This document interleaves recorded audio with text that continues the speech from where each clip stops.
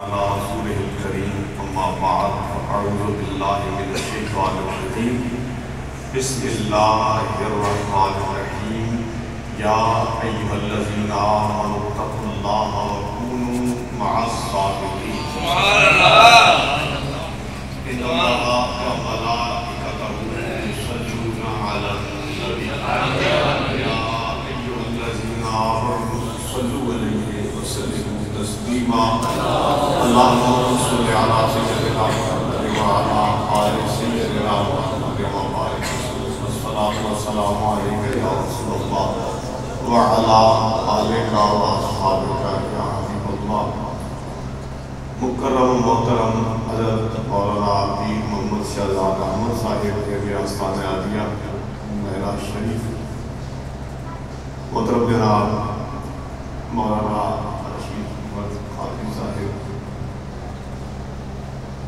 امام و خطیب مسجد اعلیٰ احباب گرامی علماء و حفاظ معززین علاقہ ارکان اسلام یہ ماہانہ محفل ذکر و بیان انعقاد پذیر ہے اس کے عنوان سے ہی واضح ہے مقصد کیا ہے تو یہ انجمن خطام المشائخ اور شعراء کے احباب نے اس کا اہتمام کیا ہے حضرت صاحب رشید لائے اور ان کا جس کو بھی یہاں حاضری کا موقع دیا اللہ علیہ خیر کرے احباب گرامی نبی پاک صلی اللہ علیہ وسلم کا ایک ارشاد ہے بادروا بالاعمال فتنا كقطع الليل المظلم يصبح الرجل مؤمنا ويمسي كافرا ويمسي مؤمنا ويصبح كافرا يبيع منه بعرض من الدنيا او كما قال النبي صلى الله عليه وسلم احباب گرامی فرمایا سرکار نے کہ فتنے آ رہے ہیں بڑے بڑے فتنے دنیا میں آنے والے ہیں ان سے پہلے اعمال صالحہ کر لو اپنے آپ کو محفوظ بنا لو اور فتنے کیسے ہوں گے کقطع اللیل المظلم سیاہ تاریک رات کے ٹکڑوں کی طرح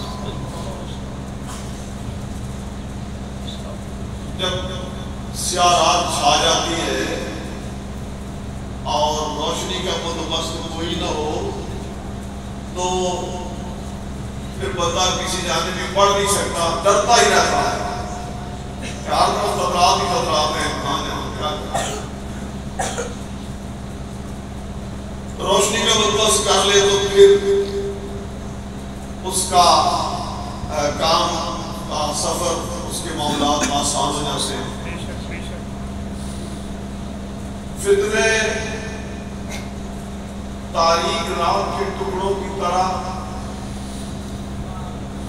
اور میرا نتیجہ کیا ہوگا ایک بندہ صبح اٹھے گا مسلمان ہوگا شام ہوتے ہوتے کافر ہو چکا ہوگا شام کو مومن ہوگا رات گزرتے گزرتے کافر ہو چکا ہوگا دین کو دنیا کے بدلے بیچے یہ ہے احوال سارا جو سرکار صلی اللہ علیہ وسلم نے نگاہ نبوت سے دیکھا اور ہمیں بیان کرنا اب ہم یہ دیکھ رہے یہ مناظر ہمارے سامنے کس طرح لوگ الحاد کا کفر کا شکار ہو رہے ہیں ہم جب اس طرح کی بات کرتے ہیں تو لوگ سمجھتے ہیں کہ ہمارا اشارہ کسی فرقے کی طرف ہے میں بھی فرقے کی بات ہی کر رہا الحاد لا دینیت، اللہ کا انکار، اور نبی پاک صلی اللہ علیہ وآلہ وسلم کی ذات شریف کا انکار، اور آپ کی عظمت کا انکار، اور آپ کے علم کا انکار، اور اپنی عقل کے گھوڑے دوڑا دوڑا کر سیرت طیبہ کے بعض واقعات میں تان لوگوں نے شروع کر دیا۔ نام مسلمانوں والے، یہ پیدا جو مسلمانوں کے گھروں میں ہوئے ہیں، اور اب یہ سے سب کچھ ہو رہا ہے۔ اس کا سبب کیا ہے؟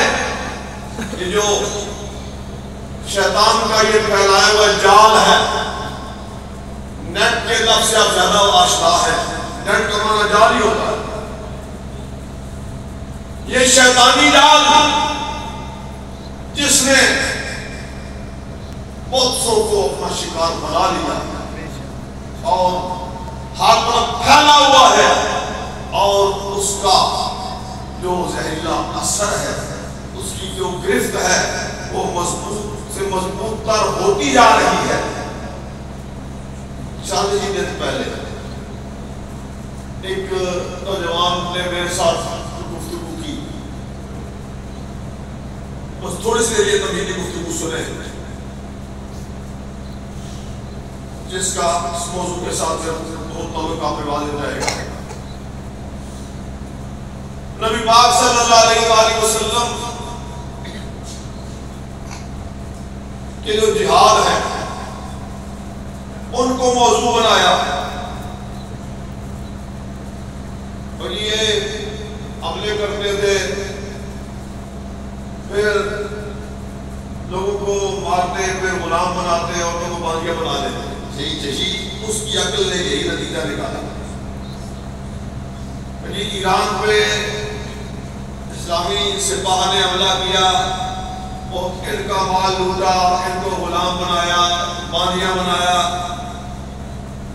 ایسی باتیں جن کا پرچار یہودی کر رہے ہیں، نصرانی کر رہے ہیں، قادیانی کر رہے ہیں، ہندو کر رہے ہیں، اب بندہ سامنے ہوتا نہیں، جو مرضی ہے نام رکھ کے جو چاہے وہ زہر اگلنا شروع کر دے۔ احباب گرامی، وہ جس کی خبر دی گئی وہ دور آ گیا ہے، اب اس میں ہم نے کرنا کیا ہے؟ میں نے اشارہ تھوڑا سا دیا کہ جب رات چھا جائے، سخت اندھیرا ہو، روشنی کا بندوبست کوئی نہ ہو، تو پھر بندہ اپنی منزل تک نہیں جا سکتا، پھر وہ ڈرتا رہتا ہے۔ اب ان فتنوں میں ہم نے کیا کرنا ہے؟ ہم نے آل اللہ کے ساتھ اپنے تعلق کو مضبوط بنانا ہے۔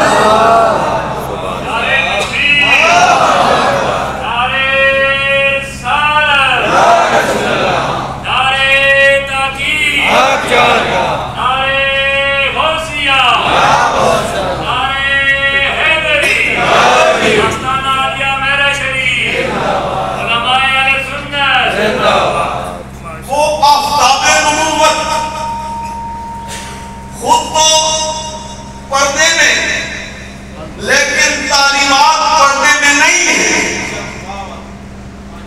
خود پردے میں ہے۔ حکومت اسی سرکار کی، اقتدار اسی سرکار کا، کلمہ اسی سرکار کا ہے، خطبے اسی سرکار کے پڑھے جا رہے ہیں۔ وہ اب چونکہ ظاہراً آنکھوں کے سامنے نہیں ہے، وہ آفتاب نبوت، اب اس آفتاب نبوت سے جنہوں نے روشنی حاصل کی ہے، جنہوں نے نور حاصل کیا ہے، وہ علماء ربانی، رسول اللہ کے سچے جانشین، آپ کی امت کے اولیاء، آپ کی امت کے علماء،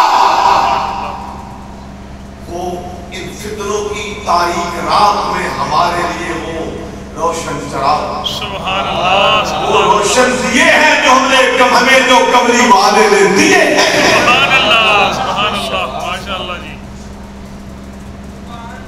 جو دیے فلک کو دیے گئے، جو دیے زمین کو دیے گئے، دیے کے دیے، وہ تیرے دیے کے دیے۔ یہاں سے دیا کو شاید دو معنوں میں استعمال کر رہا ہے، چراغ کا معنی اور دینے کا معنی۔ جو دیے فلک کو دیے گئے، جو دیے زمین کو دیے گئے، وہ دیے تیرے دیے کے دیے، وہ دیے تیرے دیے کے دیے۔ سرکار کے عطا کردہ یہ چراغ حضور کے نور سے روشن ہے، تو یہ دنیا کو ہدایت دے رہے ہیں۔ اب جو آنکھیں ہی بند کر لے اس کا کیا علاج؟ جو سوائے اعتراض کے جس کو کچھ آتا نہ ہو اس کا کیا علاج؟ یہ آنکھ والا تیرے چوبن کا تماشا دیکھے، دیدہ کون کو کیا ہے نظر کیا دیکھے۔ اب یہ پروپیگنڈا صاحب شروع ہو گیا، اب یہ اولیاء کوئی نہیں، اب وہ ختم ہو گئے، وہ پردے میں چلے گئے جی، وہ جی 1000 سال پہلے تھے، 1200 سال پہلے تھے، 1300 سال پہلے تھے، اب کوئی نہیں ہے۔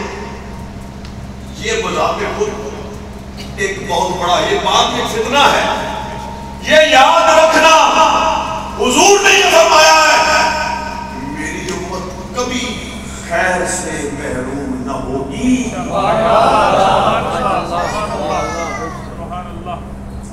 وہ برکتوں والے لوگ ہمیشہ موجود رہیں گے۔ اب یہی شیطانی پروپیگنڈا ہے کہ اب یہ سب مذہب تو یہ سارا ڈرامہ ہے، مکاری ہے، اور یہ پیسے کمانے کے سارے دھندے ہیں۔ آپ کو یہ بات بتائی جا رہی، کہی جا رہی، اسی پر سارا زور ہے۔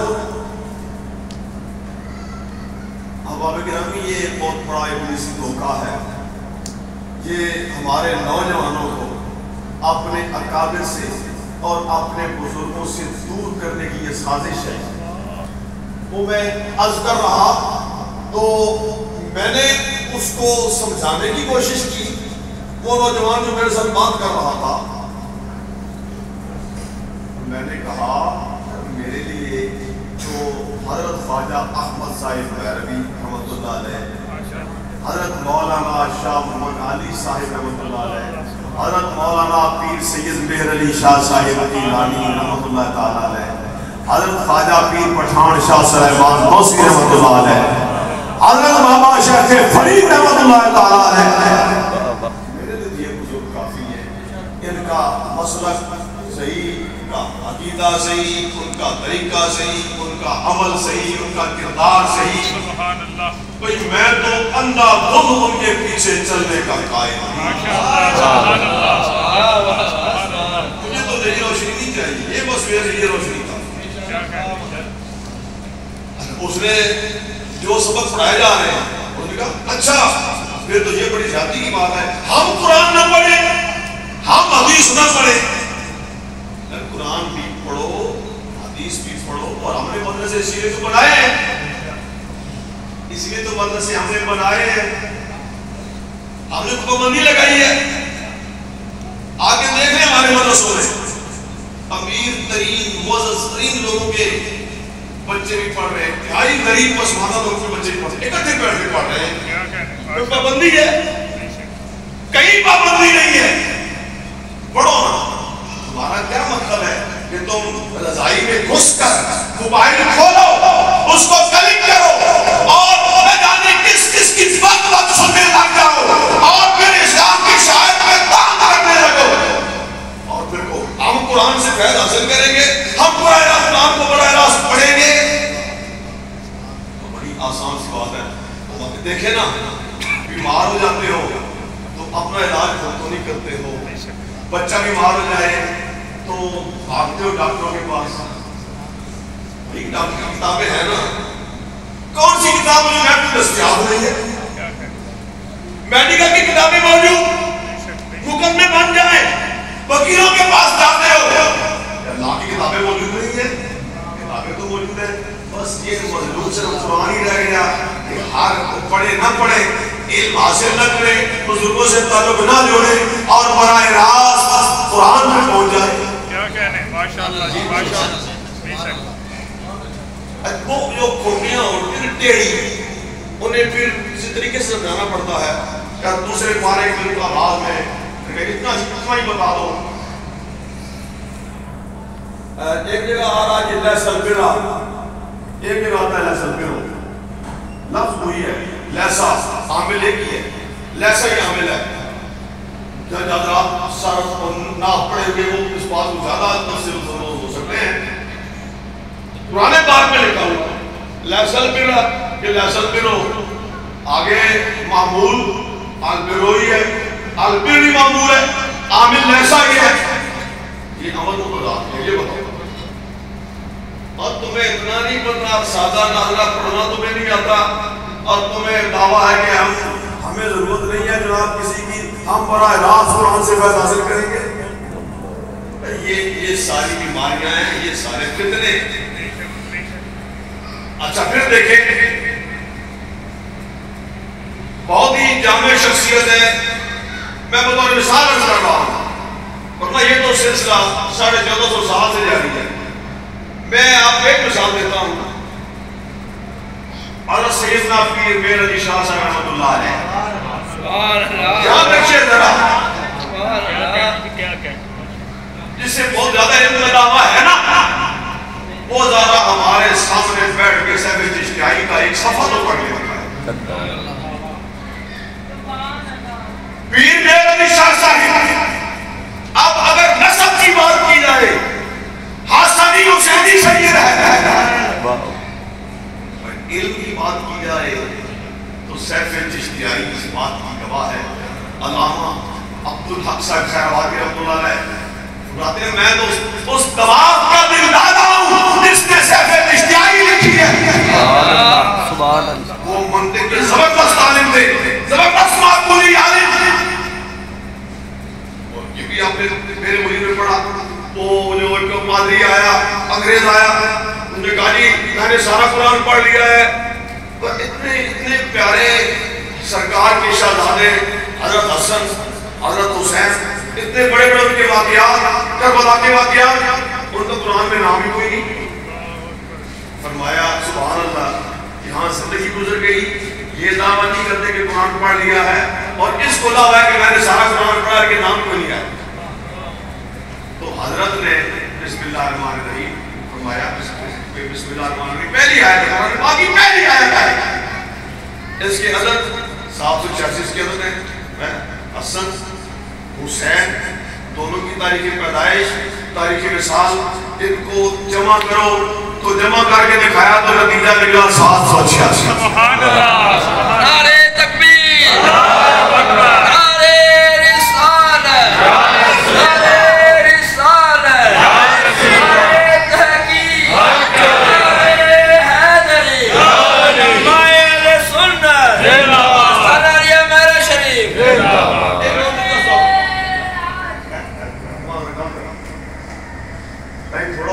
میں بہت ساری کافی غلط بات تو شاید نہیں پروگرام کرتا، گلا میں بہت ساری تھوڑے ٹائم میں کرنا چاہتا ہوں.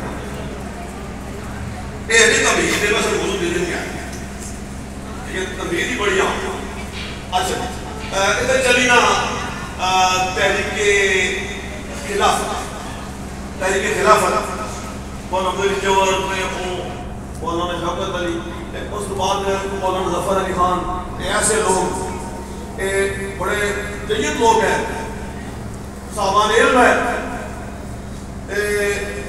بدنا تحریک شروع کی تحریک ترک موالات، اور ہندوستان چھوڑو، ہجرت کر کے افغانستان میں پہلے کافر حکومت ہندوستان نے جتنے ہونا چاہے ترک موالات.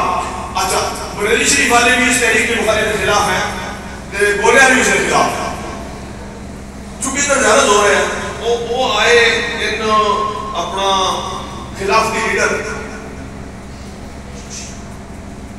پیر صاحب کو، پیر میر علی شاہ صاحب کو آپ قائد کرنے واسطے اور اس مسئلے کا حمایت کر دیتی نا تو پھر تحریک ضرور کامیاب ہو رہی ہے. اتنے آئے نا اس ویلے اچھا وہ استدلال کر رہے ہیں اس گل تو علا بصیرت آنا من تبعنی. ظفر علی خان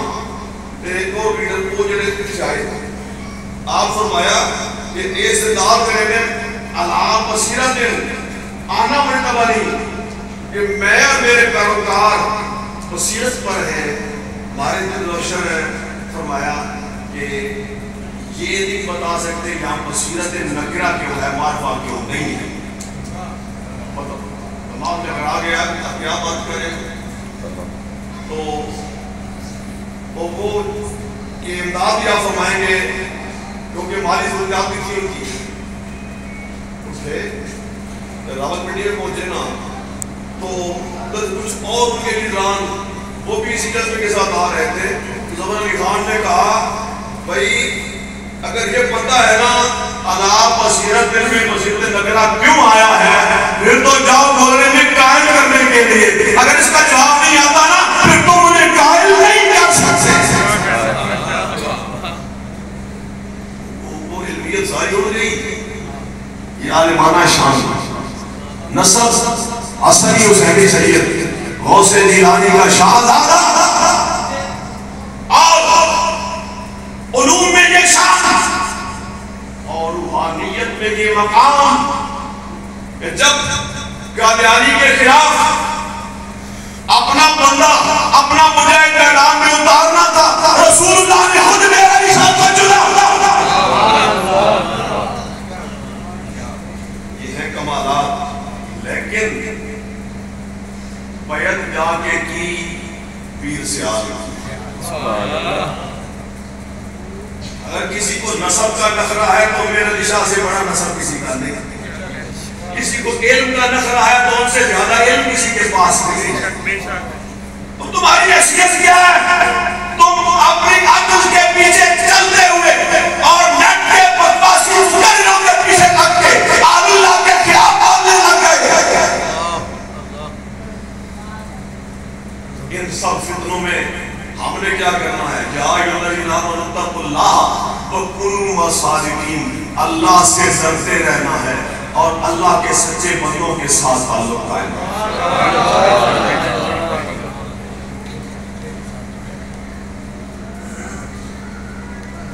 اب اس کے ساتھ فتنے قدم قدم پہ اب جو قائل بھی ہے نا اب وہ کیا کہتے ہیں جی وہ پڑھے تو نہیں ٹھیک ہے، جو اب جو موجود ہے نا یہ ٹھیک نہیں ہے. کوئی لوگ بہانا دور کر کے میں کہتا ہوں کہ وہ انگریزی کا جو ہے نا کہ something is better than nothing. اگر اپنوں کے پاس میں جائیں گے تو کہاں جائیں گے؟ آج تک آپ محفل کے بارے میں گفتگو کر رہا ہوں، میں صرف اسی مسئلے کی وضاحت کے لیے. آپ نے سنا ہے آج تک کہ کوئی یہاں پر شیعہ کا ذاکر آئے اور وہ جو یہاں ان کے بزرگوں کا خاندان اس کے خلاف شروع ہو جائے؟ سنا ہے آپ نے؟ اچھا مجھے پتا ہے کہ ان کے اندر کتنے جھگڑے ہیں، مجھے پتا ہے اہل حدیثوں کے کتنے گروہ میں مجھے پتا ہے، جو بندیوں کے آپس میں کتنے جھگڑے ہیں مجھے پتا ہے. لیکن جب بھی ان کو کوئی آتا ہے نا وہ اپنے بڑوں کے خلاف نہیں بولتا. افسوس کی بات کہ ہمارا جو بھی آتا ہے نا کچھ اور کرے نہ کرے اپنے بڑوں کے خلاف بات ضرور کرے گا. ادھر جا رہے ہیں سیدھے راستے پہ اپنا غیر ہے. اگر ان سے لوگوں کو دور کرو گے نا تو لوگوں نے تو جانا ہے، کہیں نہ کہیں تو جانا ہے. اگر ان سے دور کرو گے تو پھر وہ عقیدہ لوگوں کے پاس جائیں گے اور کچھ نہ ہو. عقیدے تو سلامت ہے نا. یہ تعلق قائم کرو. یا ایھاالذین آمنوا اتقوا اللہ وکونوا مع الصادقین. اب اس بیماری سے کہ اب یہ سلسلے تو یہ ٹھیک ہے لیکن لوگ اب ٹھیک نہیں، پھر وہ ہر ایک کو ٹیسٹ کرنے میں لگے رہتے ہیں، کرامات تلاش کرنے میں لگے رہتے ہیں. یہ نہیں اس سے بھی بات بنتی. ایک تو یہ کہ حضور کو حکم ظلم المؤمنین خیرہ، ایمان والوں کے حق میں نیک ایمان رکھو اور پیر کے لیے باکرامت ہونا کوئی ضروری نہیں. بے شک آپ اپنے اکابر کی کتابیں پڑھ کے دیکھ لیں پیر کی شرائط میں کیا ہے. کہ اس کے پاس شریعت کا علم ہو، وہ کھلم کھلا شریعت کے احکام کی خلاف ورزی نہ کرتا ہو، وہ خود کسی سلسلے کے اندر بیعت ہو، اس کو سلسلے کی طرف سے بیعت لینے کی اجازت ہو، اس کا بیعت کر سکتے ہیں۔ کرامات کوئی نہیں اس میں شرط کہ وہ کرامات دکھاتا ہو، ایسی کوئی بات نہیں۔ عقیدے کی حفاظت کے لیے، اپنی ثقافت کو بچانے کے لیے انہی آستانوں سے ہمیں تعلق قائم رکھنا ہے، جن کو مضبوط بنانا ہے۔ اب لوگ یہ سمجھتے ہیں کہ ان کے پاس ہم پوچھ رہے ہیں تعلق نسبت تو ہے نا، میں اور آپ ہم سب ہمیں بخشش کی امید ہے نا، بے شک میرے پاس ایک جمل ایسا نہیں جس پر مجھے بخشش کی امید ہو، تو کیوں بخشش کی امید ہے؟ آپ کو مجھے بخشش کی امید کیوں ہے کہ ہم رسول اللہ کے امتی ہیں؟ اس نسبت پر ہماری ساری امید وابستہ ہے۔ اگر یہ نسبت ہمیں فائدہ دے سکتی ہے تو یہ نسبت میرا شریف والوں کو کیوں نہیں فائدہ دیتی؟ یہ توسے والوں کو فائدہ کیوں نہیں دیتی؟ تجھے مجھے دیتی ہے یہ فائدہ نہیں دیتی؟ اس تعلق کو قائم رکھے، ان پروپیگنڈے میں نہ آئے جن کے پاس کچھ نہیں ہے۔ یہ نسبت تو ہے نا، یہ سلسلے متصل ہے رسول اللہ تک صلی اللہ علیہ وآلہ وسلم۔ اب ضروری نہیں کہ کرامت ہر بندے پر ظاہر بھی ہو جائے۔ اب لوگ ہلیے بدل کے پھر میں دلچسپ باتیں کو سنا کے آپ کو میں بیان کو اختتام کی طرف لانے کی کوشش کرتا ہوں۔ وقت تھوڑا ایک تو بڑا ہی مشہور ہے اور ایک تازہ ترین، دو میں آپ کو ایک کافر جنید بغدادی رحمۃ اللہ علیہ کے زمانے کی بات، انہی کا واقعہ تھا۔ کافر اس نے کیا کیا، کفر کا نشان زنار دھاگا ڈورا جو باندھتے تھے اپنی علامت کو نیچے چھپایا، اوپر اسلامی لباس پہنا، مسلمان والا احلیہ بنایا۔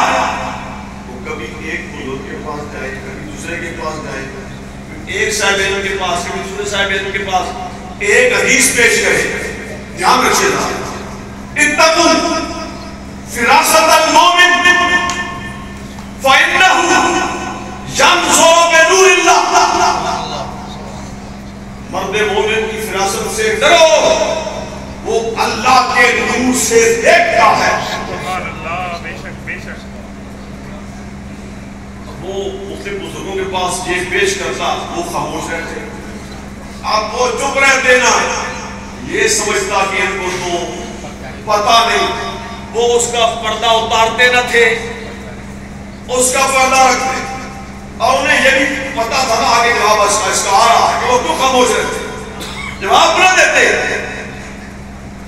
ان کو پتا ہوتا ہے وہ جواب بھی آتے ہوتے ہیں، جواب بھی ان کو آتے ہوتے ہیں، لیکن ان کو یہ بھی پتا ہوتا ہے کہ جواب کا موقع کب آئے گا، یہ بھی پتا ہوتا ہے۔ وہ آیا جنید بغدادی رحمۃ اللہ علیہ کی خدمت میں، تو بہت سے قاضی پیروں کے پیروں میں آتے ہیں، قاضی نہیں کرتے، آگے یہ حدیث پیش کی، نبی پاک صلی اللہ علیہ وسلم نے فرمایا ہے اتقوا فراست المومن فإنه ينظر بنور اللہ۔ اس کا مفہوم مجھے سمجھا دیجئے۔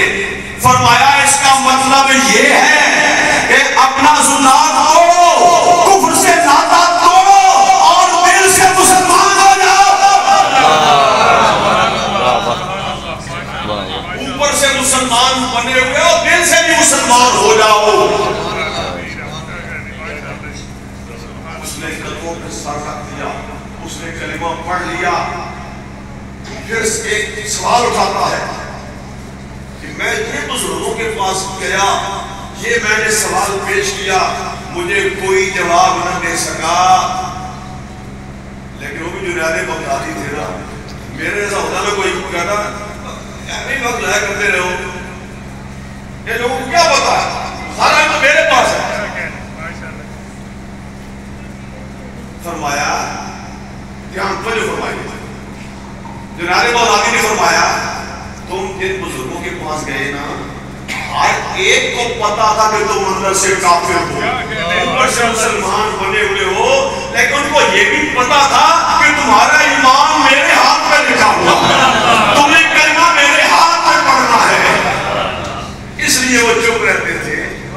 پتا ان کو بھی تھا، یہ مطلب نہیں جو جب جن سے کرامت ظاہر نہ ہو تو ان میں کرامت ہوتی کوئی نہیں، جو نہ بولے تو یہ مطلب نہیں ان کے پلے ہوتا کچھ نہیں۔ اچھا جی آپ کو ایک اور دلچسپ راستا بتائیے،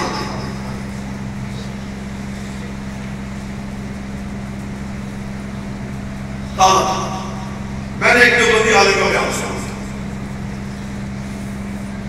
وہ بیان کر رہے تھے، وہ ایک جنہوں نے جنہیں ہر جان نصیب ہوئی، جہاں سے وہ طریقہ ہوتا تھا مولانا مکی، مکی بڑا مشہور ہے، دیوبندی بڑا مشہور ہے۔ اچھا وہ بیان کر رہے ہیں کہ مولانا مکی نے میرے سامنے یہ بیان کیا، جو دیوبندی عالم بیان کر رہے ہیں جن سے میں نے سنا کہ میں نے مولانا مکی سے سنا، مولانا مکی نے اپنا واقعہ بیان کیا۔ اب وہ کیا بات ہے دیوبندی بیان کر رہے ہیں، دھیان رکھیے ذرا، توجہ رکھیے۔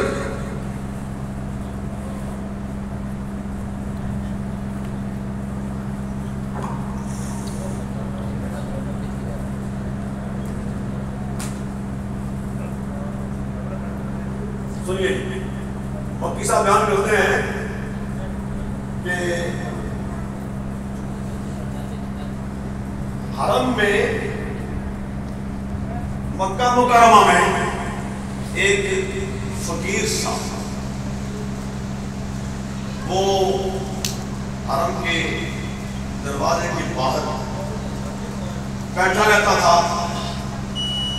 اور لوگ اسے آ کے ریال دیتے نا وہ قبول نہ کرتا، کوئی ریال دے رہا ہے، کوئی 5 کوئی 10 کوئی 50 دے رہا، وہ نہ لیتا۔ مکی صاحب کہتے ہیں میں نے جب دیکھا نا میں نے سوچا کہ یہ چھوٹے چھوٹے ریال ہے نا جو نہیں لیتا دے دیتا ہے، جب بڑا سا نوٹ ہوگا نا اس کو جو ضرور لے لے گا۔ تو میں نے 1000 کے 2 ریال لیے نا اور میں اس کے پاس چلا گیا، تو میں نے کہا بہت اچھے ہیں، آپ کو اب تو بھوک لگ رہی ہوگی، آپ یہ لیں اور جا کے کھانا کھا لیں۔ اس نے آگے سے کیا کہا کہ یقولون بافواہہم ما لیس فی قلوبہم، زبان سے وہ بات کر رہے ہیں جو دل میں نہیں ہے۔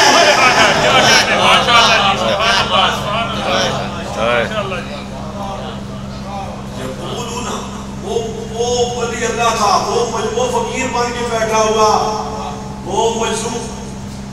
ایک چھوٹی سی بات مجھے اور یاد ہے، اللہ کی باتیں بڑی بدلی کی ہوتی ہیں۔ خواجہ غلام فرید صاحب کوٹ مٹھن والے ارادہ کیا حج کا، نواب صاحب بہاولپور کے وکیل تھے، وہ بادشاہ تھے۔ جب یہ پتہ چلا نا تو نواب صاحب نے مکہ مکرمہ میں اپنے شہر کے لیے ایک محل خریدا، کرائے پر نہیں لیا، خریدا کہ حضرت صاحب وہاں قیام کرو۔ پھر خواہش پیدا ہوئی کہ میرے پیر حج پہ جا رہے ہیں، مجھے بھی جانا چاہیے، ادھر خدمت کا موقع ملے گا۔ تو خود بھی روانہ ہو گئے، جہاں میرے قافلے سے خواجہ صاحب نے حاضری حرم کی پیش کی، عمرہ کیا، طواف کیا، اور پھر باہر آ کے گلی میں لے رہا، گلی کے نیچے بیٹھ گئے، ننگی زمین پہ بیٹھ گئے۔ تو نواب صاحب عرض کرتے ہیں کہ حضور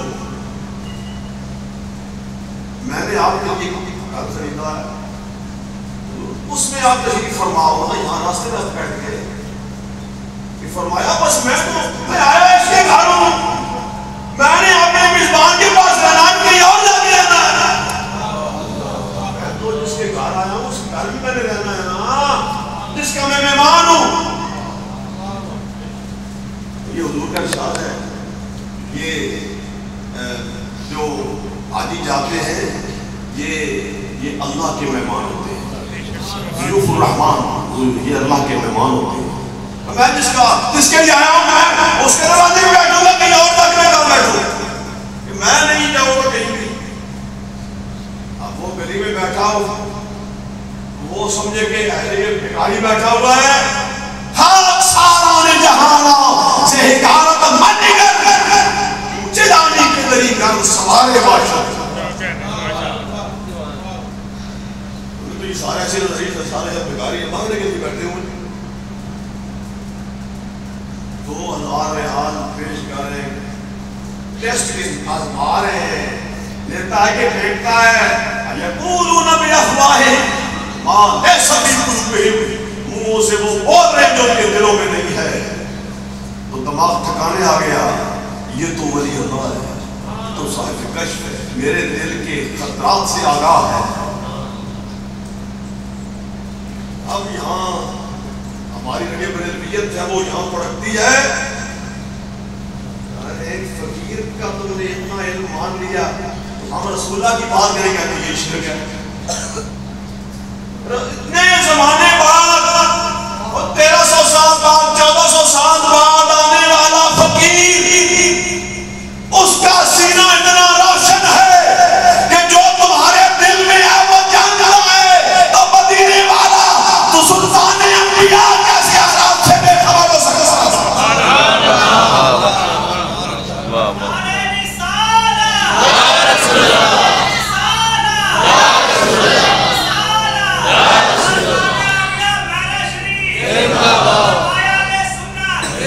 اور کوئی غیر کیا تم سے نیا ہو بھلا، جب نہ خدا ہی چھپا تم پہ کروڑوں۔ سبحان اللہ، سبحان اللہ۔ آخری فضیلت ذکر کی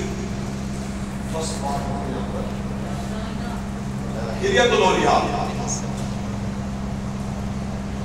ہلیت الاولیاء سے میں عرض کرتا ہوں کہ تھوڑی سی زیادہ لمبی بات نہیں، امام ابو الہیم اس رحمۃ اللہ علیہ کی یہ ہے ہلیت الاولیاء، اس میں صحابہ کے اور اولیاء کے ائمہ کے بزرگوں کے تصویر تھوڑے تھوڑے لکھے ہیں، وہ محدث ہیں۔ اس کا تذکرہ نمبر 118 ہے، حضرت حدید رضی اللہ عنہ، اور ذکر کے بعد سے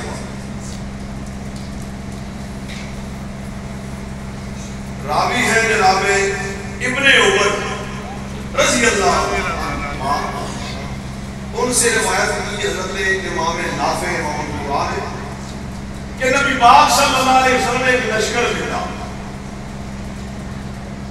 وہ قید سالی کا دور تھا، غذائی اشیاء کی وہ قلت تھی، تو نبی پاک صلی اللہ علیہ وسلم نے اپنے غازیوں اور مجاہدوں کو زیادہ راہ دیا، لیکن حقیر کو نہ دے سکے، نہ مل سکا، نہ دے سکتے۔ بھائی تو بات کوئی نہیں، دو جہان کی بہتریاں نہیں کہ امانی دل و جان نہیں، ارے کیا ہے وہ دو جہان نہیں مگر ایک نہیں کہ وہ آن ہے، نہ مل سکا ان کو۔ اور ایسی باتیں ہوتی ہیں نا تو یہ بھی کسی گلاس سے پردہ اٹھانے کے لیے، اب حقیر بغیر زیادہ راہ کے جا رہے ہیں اور سیر کے نہیں جا رہے، لڑنے کے لیے جا رہے ہیں۔ اب وہ کیا کرتے ہیں جی، تو وہ فخارہ جہادیر صابر موتاسمن فی آخر رکبے یقول لا الہ الا اللہ واللہ اکبر والحمدللہ سبحان اللہ ولا حول ولا قوت الا باللہ، سبحان اللہ الحمدللہ لا حول ولا قوت الا باللہ، ایسے کلمات کا ورد کرتے جا رہے ہیں۔ نہ کھانے کی فکر ہے، نہ پانی کی فکر ہے، نہ کسی اور بات کی پرواہ ہے۔ اب زادے راہ کی کمی کیسے پوری کر رہے ہیں؟ وہ یہ کلمات طیبات پڑھتے ہی جا رہے ہیں۔ سبحان اللہ، سبحان اللہ، ماشاءاللہ۔ اور ساتھ یہ کہتے ہیں، اور یہ کہتے ہیں نعم زادو ہوا یا رب، اور میرے رب یہ کتنا پیارا زادے راہ، ماشاءاللہ، سبحان اللہ۔ تیرا نام لینا مجھے نصیب ہے، میرے لبوں پر تیرا نام آ رہا ہے، کتنا اچھا زادے راہ مجھے ملا۔ یہ زادے راہ بھی تو رسول اللہ نے دیا ہے نا، یہ بھی تو حضور نے دیا ہے نا، کسی اور نے تو نہیں دیا۔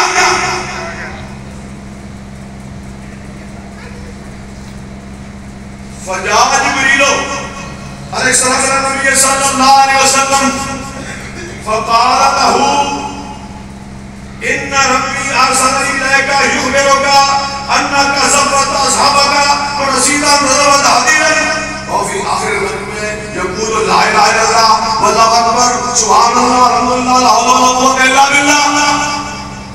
سرکار آپ کے رب نے مجھے بھیجا ہے اس پیغام کے ساتھ، آپ نے اوروں کو دیا، حدیر کو مجھے دیا، اب تو یہ تسبیحات پڑھتا ہی جا رہا ہے۔ اے میرے حبیب، اب اس اپنے ساتھی کی طرف آپ زادے راہ روانہ فرمائیں۔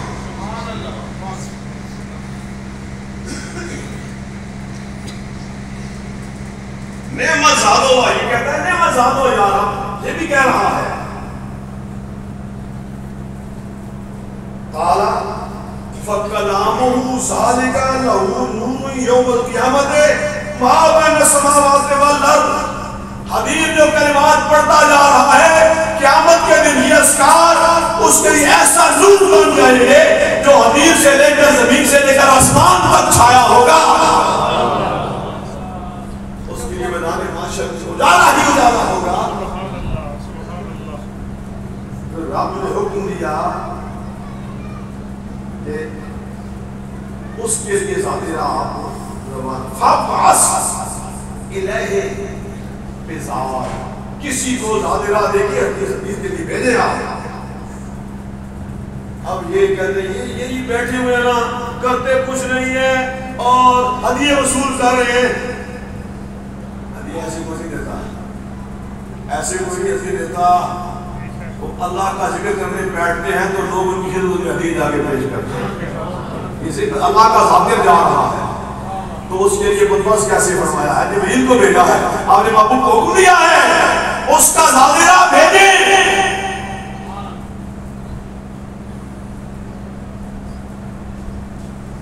تو جب یہ پیغام آ گیا وَإِذَا دَفَعَ الْإِنسَانُ حافظ علیہ ما یقول یقول لو ان رسول اللہ صلی اللہ علیہ وسلم یقرئک السلام، جو بندہ گیا نا زادے راہ لے کے، رسول اللہ صلی اللہ علیہ وسلم نے یہ زادے راہ عطا فرمایا ہے اور آپ کو سرکار نے سلام بھی کہا، اور آپ کو یہ ساری خبر آپ کے لیے بتائی ہے کہ رب تعالیٰ نے تمہاری خاطر جبریل کو اپنے محبوب کے پاس بھیجا ہے۔ پہنچے ان کو بتایا، کہا میں بھی تو یہی کہتا ہوں گا کہ نعمت زادو ھذا یا رب، میرے رب یہ تیرا ذکر کتنا اچھا زادے راہ کہ جن کو زادے راہ مل گیا تھا ان کو تو کھانا پینا مل گیا، وہ کھانے پینے کی بات ہے ان کو مل گیا، اور جس کو وہ زادے راہ نہیں ملا، جس کو یہ ذکر عطا ہوا، اس کے لیے پھر حکم آیا اوپر سے، پھر جبریل پیغام لے کے آئے۔ اللہ تبارک و تعالیٰ اپنے ذاکروں کو، اپنے بندوں کو یوں نوازتا ہے، ذکر والوں کو یوں نوازتا ہے۔